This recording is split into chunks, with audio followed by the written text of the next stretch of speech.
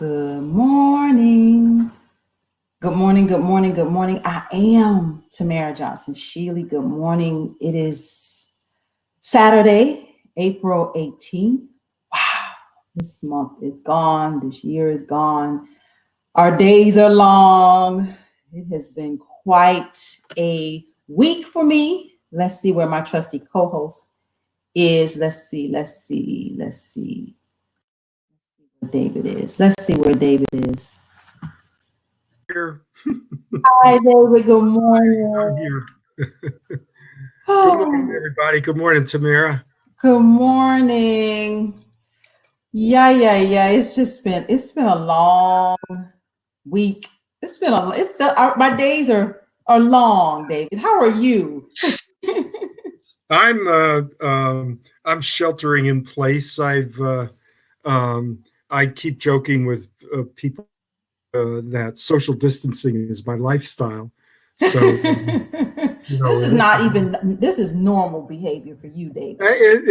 it's a little bit weird because there's usually I'm saying, well, should I go to this gathering or do something like that? And then I usually what I say is, nah. But now I don't, now there's not even anything there's not even any option there. So that makes it a little bit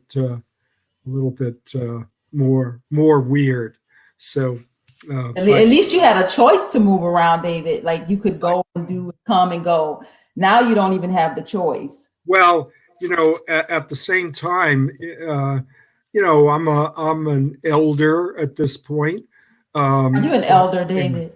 Yeah, I mean, I'm facing up to it. I'm an elder, and the fact is that I'm really healthy, and I live in a nice house. I've got a lot, and I'm not really too worried about my income. Um, so I have a lot to be thankful for. I have a lot to be feeling, grateful about, and a lot of this, this pandemic has made me appreciate much more, what my circumstances are, and to be really thinking very soberly about the people who are out there who are homeless, who are in prison, who are in nursing homes, the most vulnerable people. And on top of that, just the poor folks, and folks who are, uh, uh, uh, Black and Latino who are more vulnerable, people who don't have health insurance.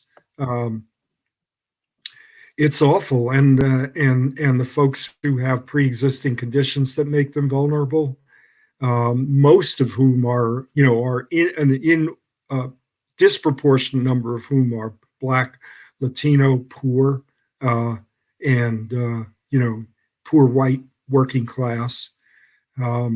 So I'm really thinking, about solidarity more uh, than I would otherwise. And this is pretty much all that I can do, is to remind people of that it isn't just the doctors and the nurses that are risking their lives, literally, but it's also the folks who clean up after the doctors and nurses, and the folks who are agricultural workers, many of whom are undocumented.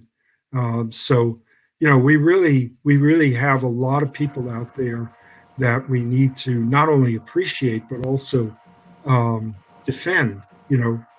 Um, so I don't know what the agenda is for today, but I have a lot of things that I'd like to raise with folks about this CARES Act and uh, and small businesses and you know, the uh, twice the death rate for blacks and Latinos, and the whipping up of anti-Asian sentiment, and Dude, we are ADOS, and uh, his statement is specific to how disproportionately this is all affecting us in Black America, yeah, specifically ADOS is hurting, is suffering. A lot of people that don't have, and you know, this $1,200 stimulus ain't gonna go yeah, far. yeah. I really wanted to raise that, because one of the things, I mean, the death rates have gotten a lot of attention, and you know, they're starting to do research and publish on you know, and get information out in the mainstream press from the state and uh, government and local government statistics. But one of the things that they're not talking about is the vast amount of racial discrimination that goes on in small businesses and in the kind of help that businesses get from government, which is enormous. Um, and This CARES Act has got calls, it defines small businesses as anything that's under 500 employees. 500 employees is an enormous business in this country. Yeah, Huge and business. most small businesses are 1, 2, 3, 4 mom and pop Most, operations. They're most, not yeah, anywhere near hundreds of yeah, employees. yeah. And so, you know, lumping those two categories together, particularly Mhm, people who are self-employed, who are mhm, small business owners, mhm, of which there are literally tens of millions of people in this country who work mhm, for themselves. I joke about it. I call it self-exploited, because that's really what you're doing. You know, you're doing everything that would be done for, if you worked it for an employer. Everything is being done by yourself. You have to go out and get the business. You have to, you know, do all of the, you know, of the ancillary, keep your books, take care of your taxes. If you don't, you pay. You have to pay somebody to do that, and that's critical. And in a lot of these small businesses, black people are structurally, black people and Latinos, but particularly black people in this part of the country, are structurally discriminated against. If you have any business that requires you to go into somebody's home, there's a lot of white people that ain't going to let you into their home. You know, if you have an HVAC business, or you know, home repairs or anything like that, that's, I mean, you know, it's yeah, they'll let you do their lawn, right? They'll let you do their lawn, but they ain't gonna let you in their house. And I have anecdotes about this from a Hispanic HVAC company that I use. That, I mean, the most skilled guys I've ever seen. They've told me that that there are white people. They go into their house, they demand to see that they're you know, that they're documents, they're citizens. Um, you know, where were you born? People ask them. I was born in Chicago. Guy says, yeah, I mean, that's the, you know, so there's a lot of that that's going on. So that's the structural aspects of it. The other part of it is that small businesses do not have the they don't have the means. I mean, we've been hearing a little bit about this. They don't have the line of credit to a bank. They don't have a relationship with a bank. So how do they get this? How do they get this money, you know, dispersed to them? A company with 500 employees in it has an entire superstructure, you know, that enables it to.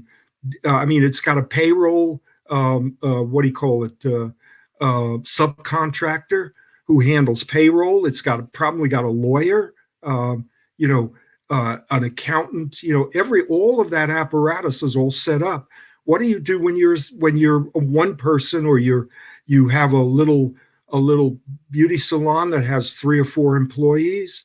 like you do. I mean, you probably know this stuff better than I do. On the And heels of that, David, I'm gonna share my screen. I've been working on a project, and I was kind of quiet about it, but I wrote a book, David, that'll actually yeah, come out wow. next Wednesday. The Concerned Beauty and Barber Professionals, that is the organization that I founded. Guide to Thrive and Survive, Health, Safety, and Longevity in salons and barbershops.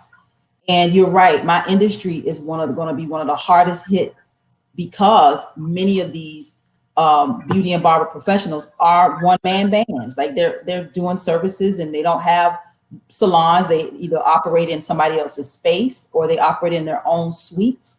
And this is my industry is going to be the hardest hit. And they want to come back to work because those monies these monies aren't available to them.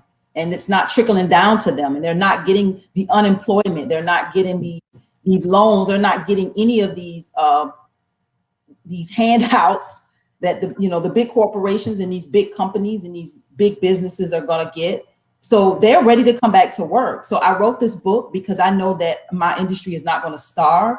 And I know I've heard through the grapevine that there's professionals that are still actually working, that are actually out doing services in the midst of this. And I'm afraid. And I akin this to when the AIDS epidemic hit and how we couldn't tell people not to have sex. That wasn't going to happen. What we had to do was give them practices, safe ways to do this, like how to do this. So this is my answer and my organization's answer to how beauty and barber professionals are going to now navigate in this pandemic, because they're going to work, they are out there, and at some point, some of the regulations, some of the states are going to open up, and my industry is going to come back to work, and we need to keep our customers and clients safe. And we're on the front line. Look at me. I got an afro, y'all, a real afro right now. My brows are crazy. My hair is going wild. I need to go see my barber, but I understand that I can't. And here's where we are. And I have to talk about health and safety because this is an industry that could totally transmit this disease over and over again.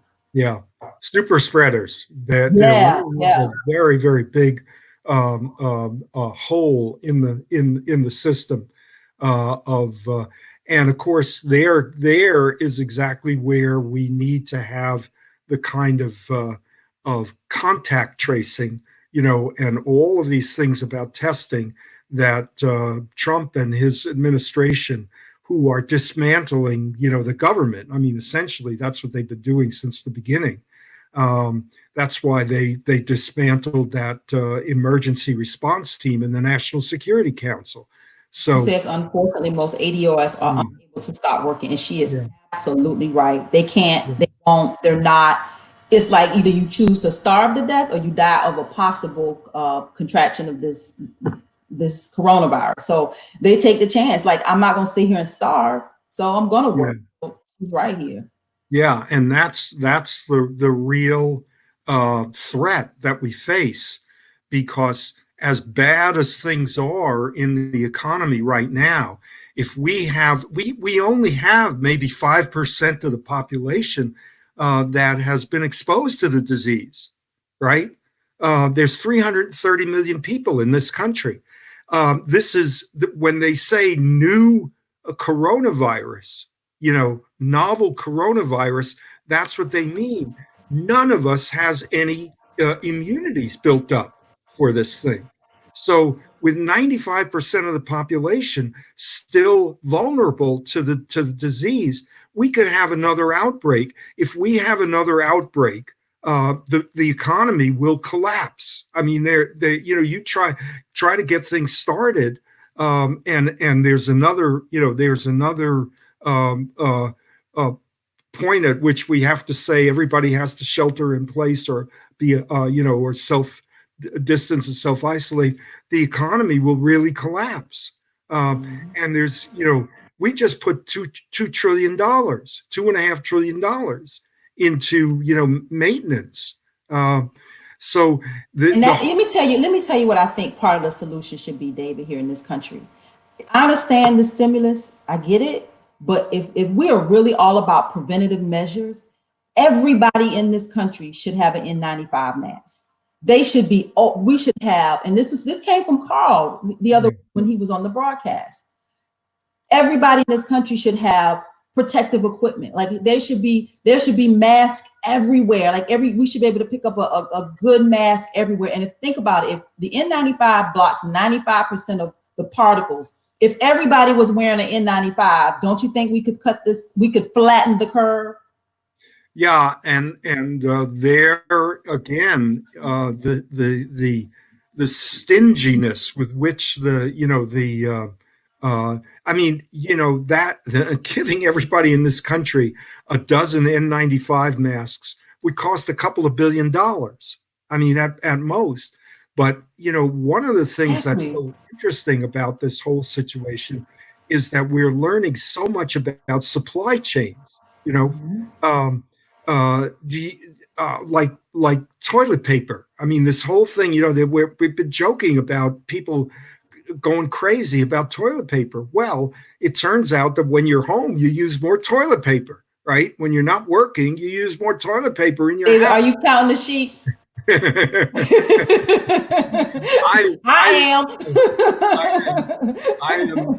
I'm well stocked. Let me put it that way. And I don't want to go into it's too much information to go into anything else. But the point is that there actually are two different supply chains for toilet paper. One is for commercial toilet paper, and the other one is for the stuff that they sell in the supermarkets. And the commercial toilet paper people who make toilet paper for businesses, and colleges and universities and people like that, it's a different product. It's cheaper, and for them to retool to make home product toilet paper is just too expensive. There's too little of a profit margin, so they're all sitting empty.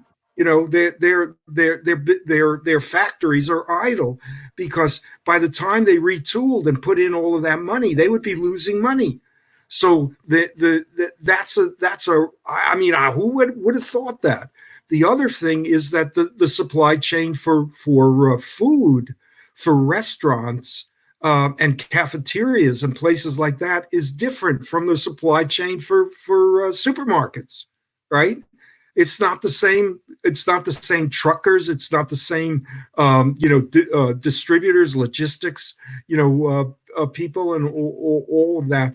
So there is food that is out there that is not being delivered because the restaurants are closed, or their businesses, if they're doing, are what about those? I heard about them dumping milk and that's where it's coming and from. Onions, just dumping stuff. Like, here, we can't use it. It's hungry people in this country. Yeah. And the reason is that the distribution system that is the supply chain is different from the one that's in the supermarkets, and so on top of everything else, we've got to be, aware of all of this stuff. And on top of that, the federal government under Trump is competing with the states for personal. Yes. Now that is the most ridiculous thing. Yeah. We're all in this together. Like how are we competing? Yeah. They're hoarding this stuff. They're selling it to private contractors.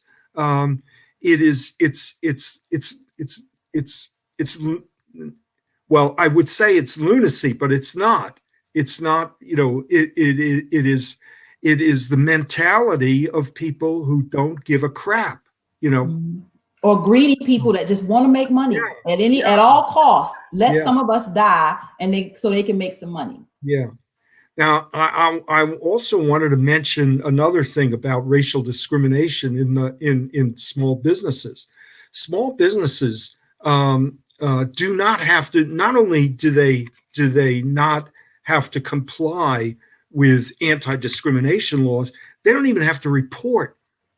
They don't have any reporting obligation. So if you have a business that's 15 people or less, at least this was the case. I don't. It's changed for the better. But if you have a business 15 people or less, and that is a big business, that's not a small business when you've got 15 employees. That's a really good sized, let's say, HVAC company. If you've got probably 5 trucks, if you've got 15 employees, 3 or 4 trucks, you got a really substantial business. So how do people like, bosses, owners of businesses like that, how do they, somebody retires or they move away or something like that, where do you get your another employee from? How do you do your hiring, right? Are you going to go to some kind of where would you go? Where do you go to get to find somebody like that? Generally speaking, the places where you go are your own employees.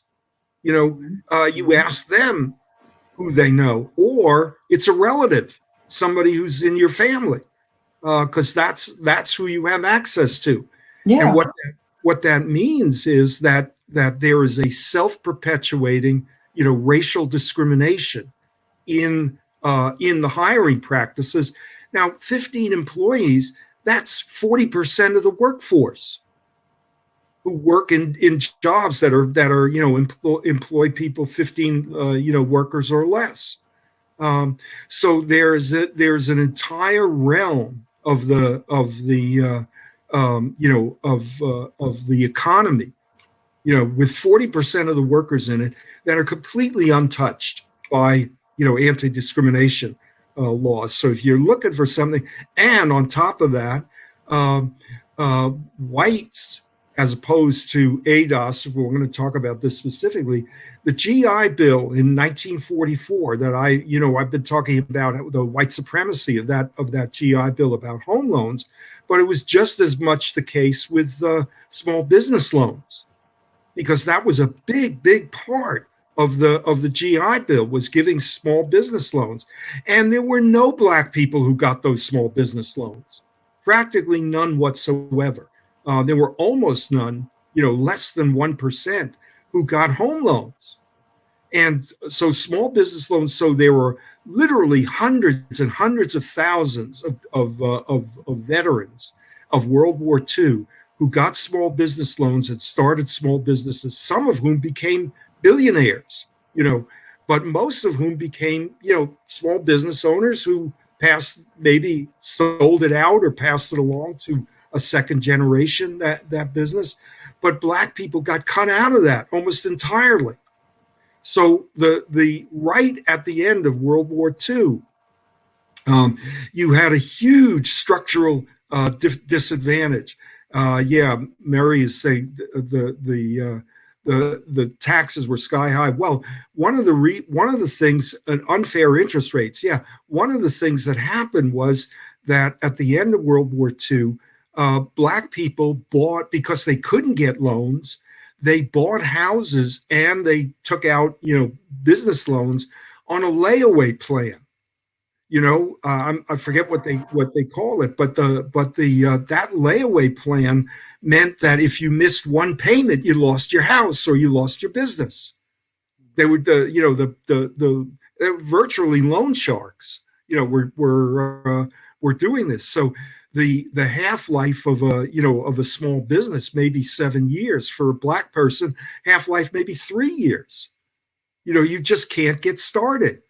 So that's why you find all of these grocery stores and everything in Black neighborhoods are not owned by Black people. Mm-hmm. It's not because you don't know what you're doing. It's that it's almost impossible. So to sustain a business when you're African American. Like everything else, driving while Black, taking out, loans while Black, owning a small business while Black, blah, blah. It's so on top of the hiring, the hiring discrimination, then on top of that, the loan discrimination, you can see why we're in the situation that we are in. I think it's probably changing to some extent now because there are so many working class whites, poor whites, who are connected to poor black families, and so the white versus black dividing line when it comes to socializing and connections with each other is much more blurry than it used to be. When the color line was really, really strictly. So yes, and I agree with you, Shamika. That's why specificity is really crucial in this in this situation. But the other thing that happens with small businesses um, is the well. I'm not sure I agree. I think we would be a lot wealthier. The wealth just wouldn't be as concentrated if there wasn't white supremacy. But the other thing is that small businesses are very hard for labor unions to organize. That's the other big part of this gap. Um, uh, kind of I know when that's a lot. I just didn't want him to think we didn't see him. We see you, yeah, bro. Thank you. Or sister, ADOS American Descendants of Slavery. yeah. Guys for chiming So in this morning. anyway, that is another aspect of this issue. That is the that is one of the most important things that we have to take into consideration is that not only are there no government regulations, but also the labor unions. I mean, it is very hard for labor unions to organize tiny little shops of people unless they are geographically concentrated somewhere, in one business or another.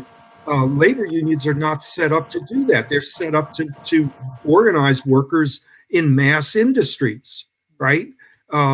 So it is very, very hard for labor unions. It takes an enormous amount of investment And and time. And I can tell you, as time. someone who's been organized in the beauty and barber industry, and Yeah, everybody's so spread out, and we're all individuals, right. not these corporate size salons. So it's organizing people individually. Yes. That is a task. You're Yeah. absolutely right, David. So the unions really who have developed organizing strategies for these giant industries, um, where the workers are concentrated and in the thousands. That has really there are a lot of unions that are rethinking that. They really have to, like for instance, hospital workers unions trying to organize home care workers, for Yeah. instance. Yeah. That is really, really a crucial part of the healthcare industry. And home care is done. I mean, it's really elaborate the way that it's done. There are Let's say good morning to our yeah, guest, Mr. Robert Thompson. Good morning. Good morning, Tamara. Good morning. How are you? Good morning. I'm great. I'm great. Yeah, we're going to come back to our conversation, David, and continue to yeah. talk about where we are with COVID and Black people solidarity.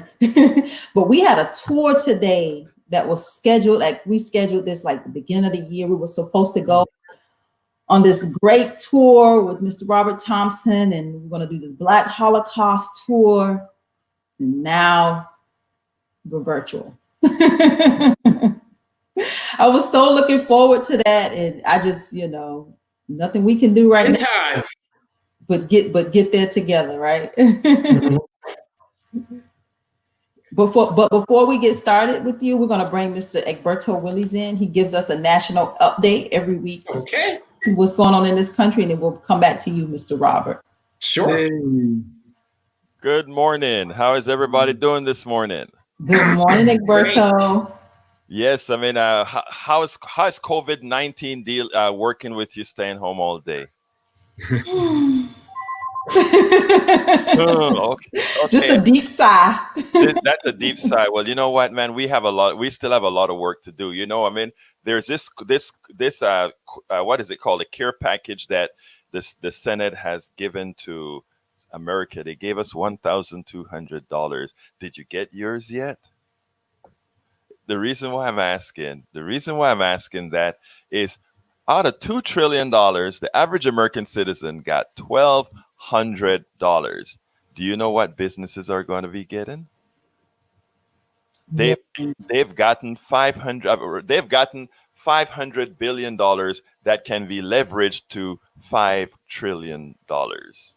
And they wonder why Americans are upset, why Americans are in food lines, why Americans are all over the place. But anyhow, my little thing of the day here is to ask if anybody saw. We finally had CNBC place a venture capitalist on TV that laid out the truth that right now we are running capitalism on the way up and socialism on the way down for the corporations. He believes now that they should let the airlines fail. He believes now that they should make all the corporations fail because in reality, it doesn't really cost American jobs when these guys fail. Ultimately, what happens is they lose capital. But what we decided to do with the bills right now is to go ahead and give the corporations the capital that they what should we say, that they paid for, while we the people are going to sit back and get $1,200. And guess what Mnuchin said? That should last us 10 weeks. Wow, I get a sigh and a silence. This is heavy, Egberto, because we're watching this nation just rape us. People. Oh, did you say that? I did. It is horrible. Is there, what they're doing to us?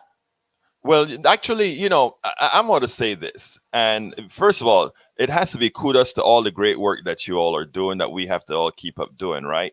Because when we continue to say that they're doing to us, right?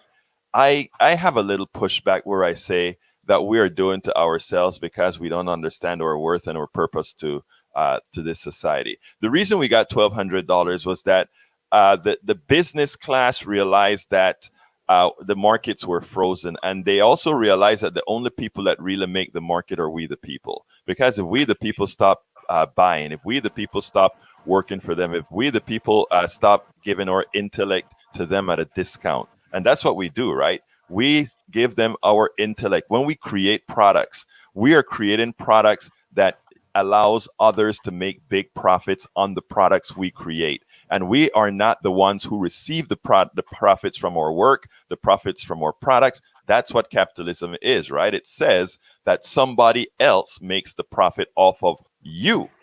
So we as a people have to start deciding whether we are going to allow that to continue. Coronavirus gives us a perfect opportunity to restart, if you will. It is, but the question is, are we willing to do it? The truth of the matter is, we can start from the way the election's gone. We decided on the progressive side to choose a person called Biden. And who was the leaders in choosing the person called Biden's?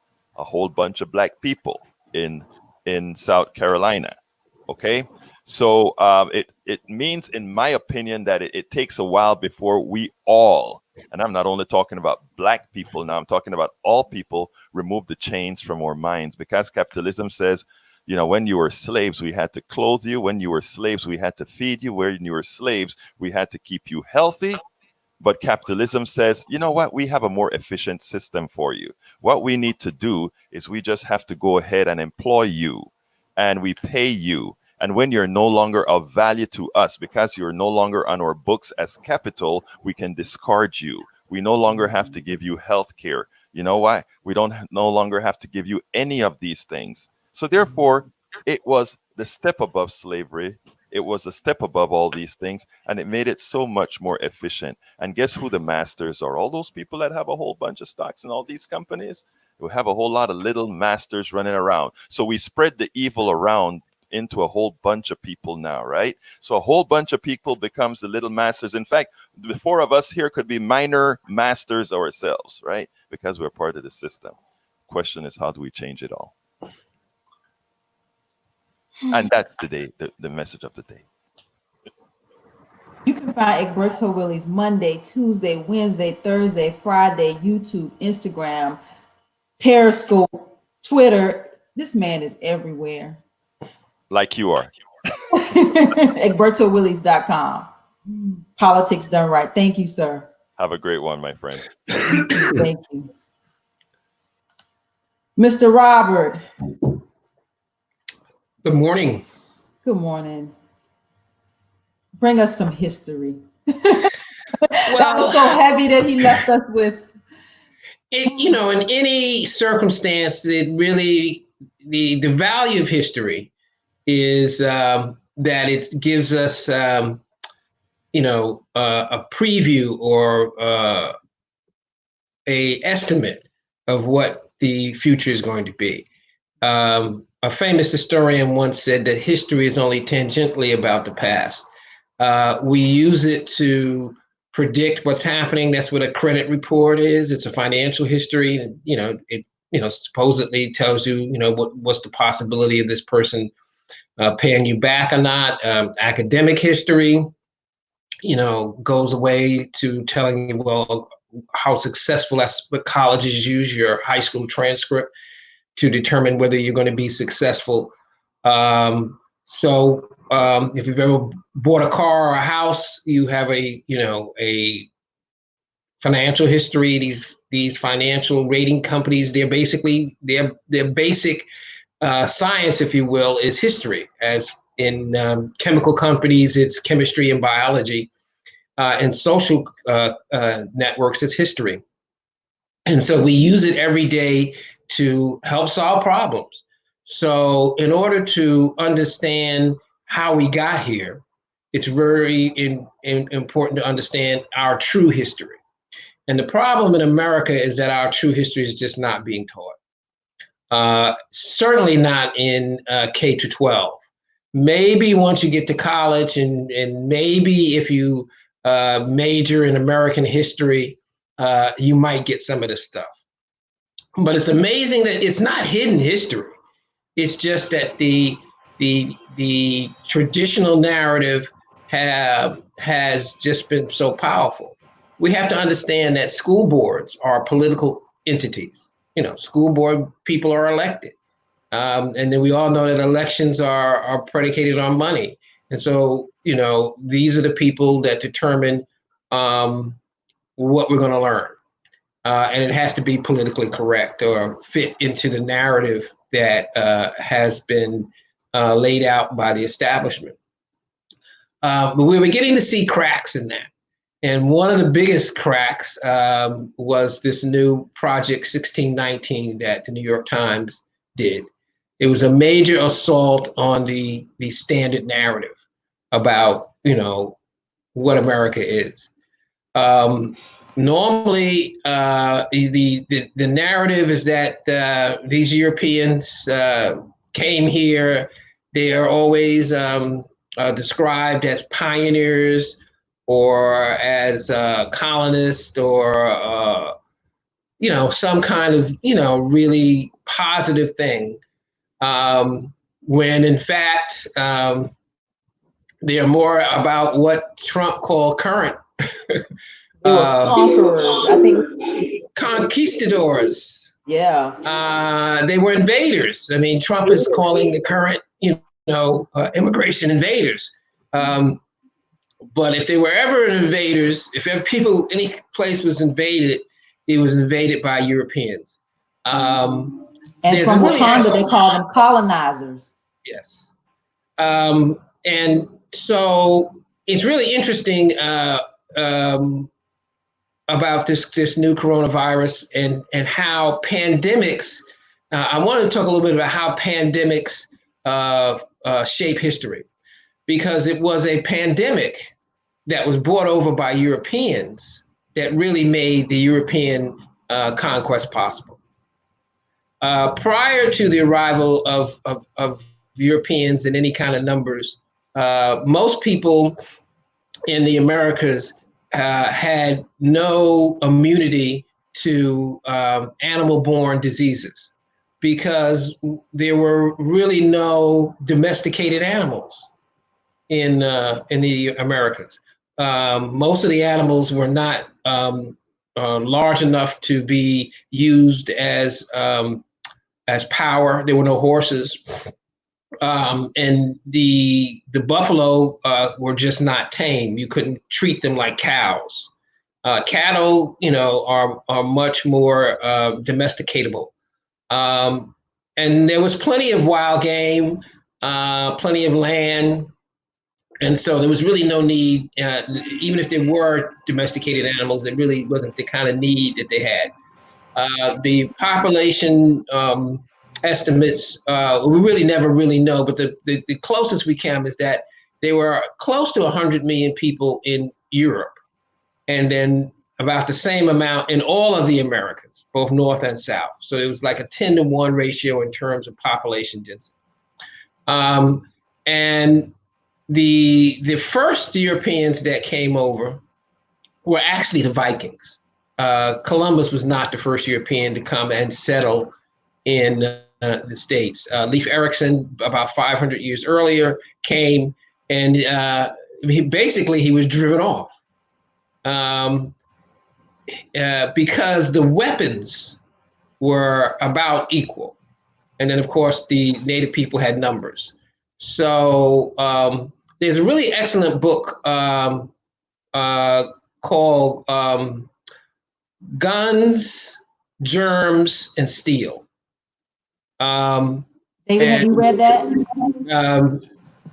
Excuse me? I said, David, have you read that? He has a whole library behind him. Yes.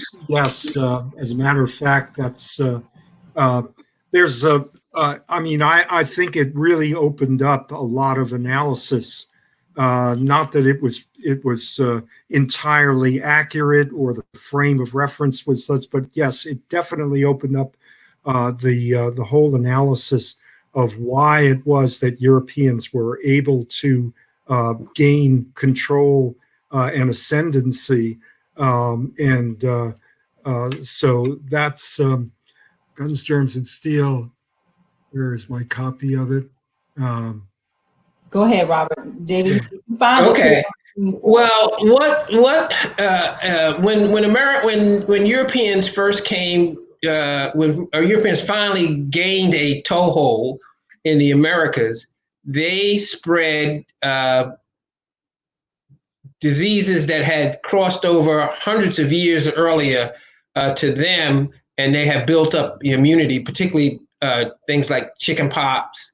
And you see that the name, kind of indicates that it came from an animal, swine flu, things like that. They had immunity for that, but the native population didn't. And it is estimated that somewhere from 50 to 80% of the native population was decimated by these diseases. And so they didn't have the numbers anymore. They also, because of their So wait, before you go too far with that, let me ask a question. So when they bought these germs over, they already had immunity, but the native population did not. Yes, because they had never been exposed. Native population. Mm-hmm. Yeah, and it wasn't just one disease, but influenza was very powerful. Smallpox was very powerful. There are, North American Native American groups that have a whole, kind of mythology around smallpox. So Robert, absolutely, this is a critical factor. But the other part of it is that the Europeans actually actively disrupted the social organizations that they found were made vulnerable by the disease. I mean, people could have recovered from that, and they would have gained herd immunity. But the Europeans, the Spanish in Mexico, built a whole slave labor system to dig silver out of the mines. The same in the Andes. So hundreds of thousands of indigenous native folks were put into slave labor, and and those people were the farmers. Those were the people who were sustaining the great Aztec and Inca civilizations. So it's much more complicated than that, because these. But it's worth just mentioning that the social disruption and the economic disruption created mass starvation and slave labor, and that just simply exacerbated the problem. So let me ask a question again. So this is familiar to America's history, how we have these germs and these diseases that are designed to wipe out certain populations. And does this seem kind of familiar that, okay, now with this pandemic, the disproportionately the Black and Latino, the Black and brown community as a whole is that are being most affected? Well, it's also, what really gets me about this is that people are surprised by these figures. But if you understand the history of this country, you won't be surprised. Historically, we have been denied the same protections, opportunities that white people have had advantage to. So to me, these numbers, if you any kind of negative disease that you can think of, whether starting with the AIDS epidemic, when the normal flu hits, we always get the most negative numbers. African, the drug epidemic, the African Americans are like the birds in the mine. Whatever hits us first is eventually going to hit them, and we usually get it. We get it first, and we recover last. And there's a historic reason for it, and it starts with the kidnapping and enslaving of people of African descent here in the Americas. During the tour, one of the I want to sort of maybe go through it verbally of what we were going to see. And where I was thinking about starting is at this arch. There's an arch at the Atlantic Station that is a tribute to what they call the people who were instrumental in the rebirth of Atlanta after the Civil War. And one of the prime people that they're honoring there is a guy named James English. And the people they don't talk about are the people who actually did the work. And a lot of these people did this work under a system called convict labor. There's another really good book about it called Slavery by Another Name.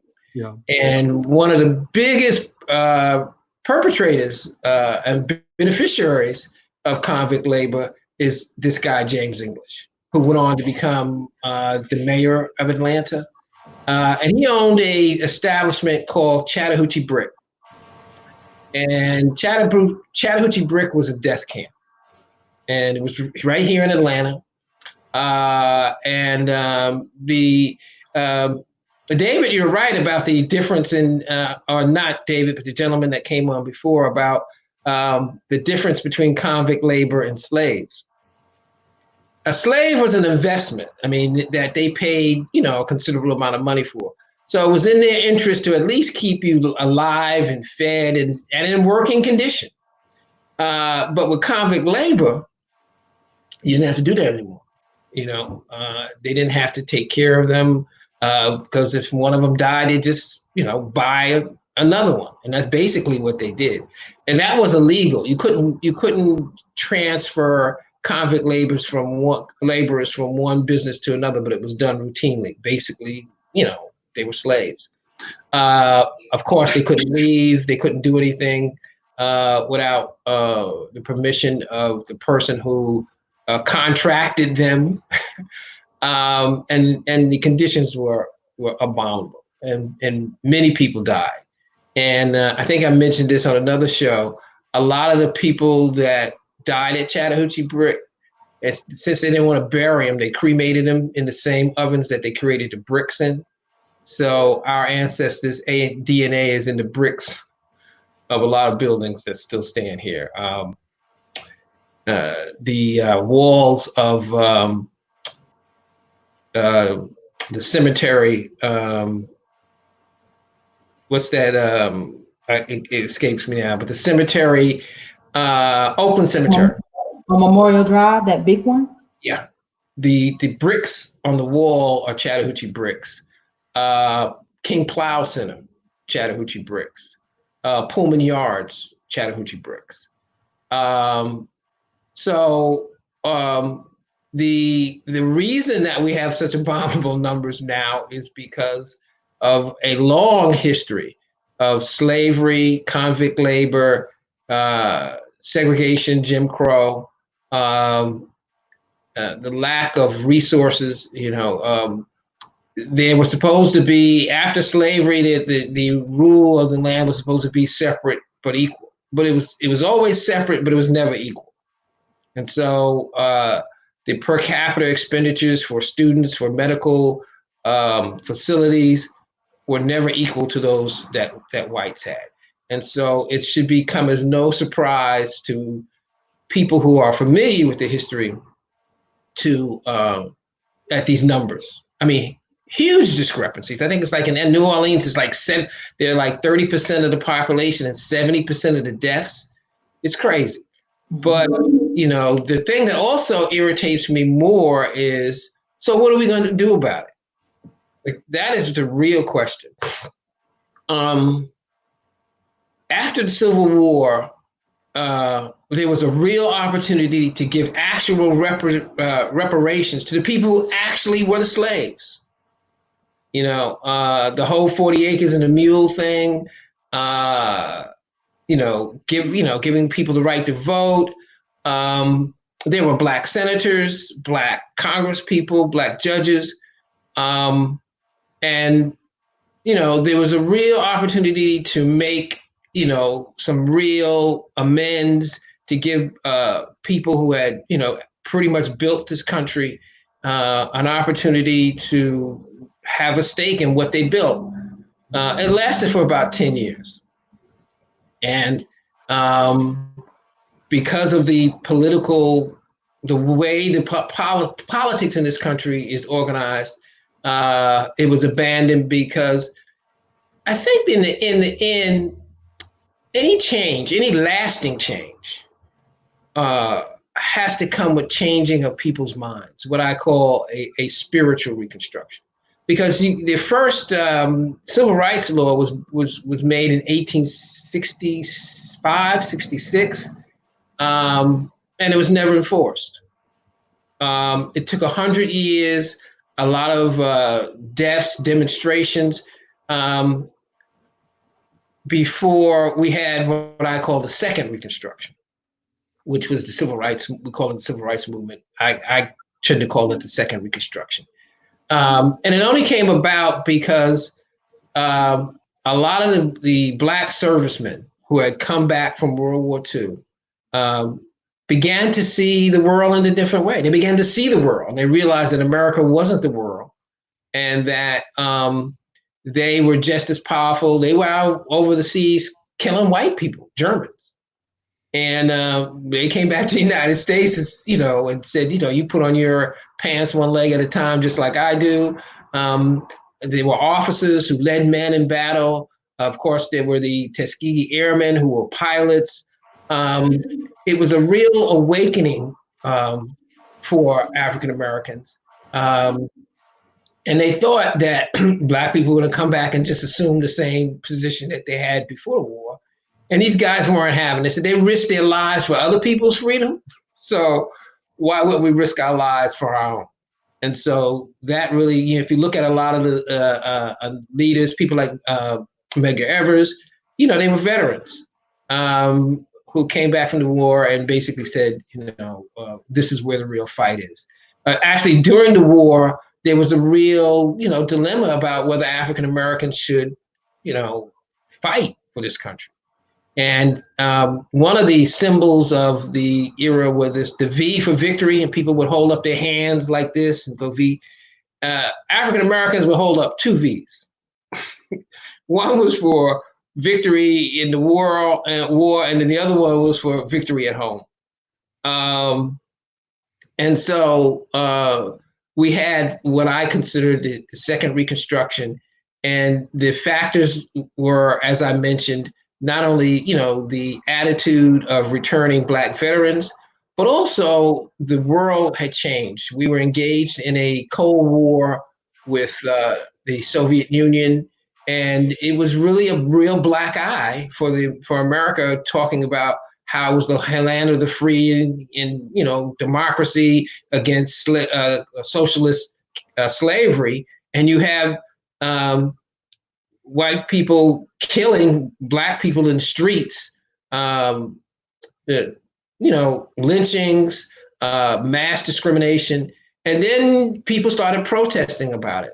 And then they sick dogs on them and fire hoses, and the Bloody Sunday at the bridge in Mississippi, in Alabama, at Edmund Pettus Bridge, showed the hypocrisy of the American capitalism system. That, as they were saying, it was just a meat grinder that ground up the poorest, the weakest among us, in order to profit the wealthy. And as capitalism, the name says, it's capitalism. It's a system built for capitalists, not for workers. And socialism is, if you really look at the origins of socialism, go back to Acts in the Bible and see how the early Christians lived. The wealthy that came in gave everything to the community. It was from each, according to his ability, to each according to their needs. So it's really a fundamental human response, socialism. We are social animals, and we, if you look at how societies progressed and what made societies powerful or great, it is the ability of the people to come together to work as a team to produce more food than they need so that other people can do other things. And that's really the bedrock of civilization. Now, hour, Robert. Excuse me? I said we're almost at the top of the hour, but I want people to know who you are. I want, because you're a friend to this broadcast, and we will definitely be bringing you back. Tell us, it's called Insight Cultural Tourism. Insight Cultural Tourism, talking about small businesses, just me. And as you well know, my business has sort of fallen off the cliff. And what we're working on now is virtual tours.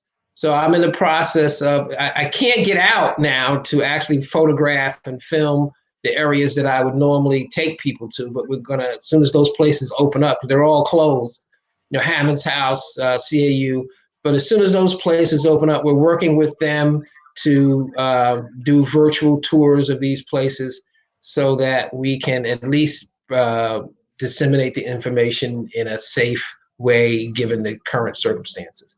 So it's Insight Cultural Tourism, and you can go to our Facebook page. We're working on a website now. We really didn't even have a website because most of our business came from word of mouth, but we really need to have a major online presence. So we do have a Facebook page, and you can get information about what we're doing from our Facebook page. Well, we're gonna be a part. When you're ready, we're gonna be ready to take a tour with you, and maybe we can put something together for our viewers, and we can do a tour, and we can do something that really works for us to see what's here in Atlanta. So I look forward to that. Mr. Robert Thompson, you're always a friend to this broadcast, and we look forward to having you back. Well, thank you for having me. Thank you. David. I just want to mention one thing about the Reconstruction era. One of the things that made Reconstruction so threatening to the ruling elite in this country is that poor whites joined with Black people in South Carolina and other of the other states in the Deep South, North Carolina, South Carolina, Georgia, Alabama, and Mississippi, joined together with them. They were willing to go along with these African American led governments, and so there was really building up in the South a working class and poor farmer class of solidarity that was absolutely intolerable to the old ruling elite. And one of the reasons that it was subjected to such to armed terror on the part of the local elites was because of that potential for breaking the racial privilege system. The same was true for Jim Crow. The period that Robert is talking about is a couple of decades after the defeat of Reconstruction, when Black people still had some power in the South, and the populist movement of the late 1880s and into the mid 1890s was doing the same thing. They were organizing. This is not set in stone that white people are going to hate Black people and not be willing to work with them. It's happened over and over and over again, and the response in the mid 1890s was Jim Crow, was white supremacy, was the complete disenfranchisement of the black voters, and the resurgence of armed terror, and the creation of a system of white supremacy, in which the privilege, the voting became, rather than a right, it became a racial privilege. So it's really crucial to understand how they get poor whites to do what poor whites do. It ain't. And this would be a great topic for us to take into next week. Yeah, right. We are at the top of the hour. I want to thank our guests today. You can always find Mr. Egberto Willies at politicsdoneright.com. You can find Mr. David Slavin, Acknowledge the Divide, right here on Facebook. There it is. I was looking for Politics Done Right with Egberto Willies. I am Tamara Johnson-Shealy, candidate for the United States Senate. You can donate, volunteer, be a part of our efforts at tamaraforgeorgia.com. David? Power to the people. Power to the people, everybody.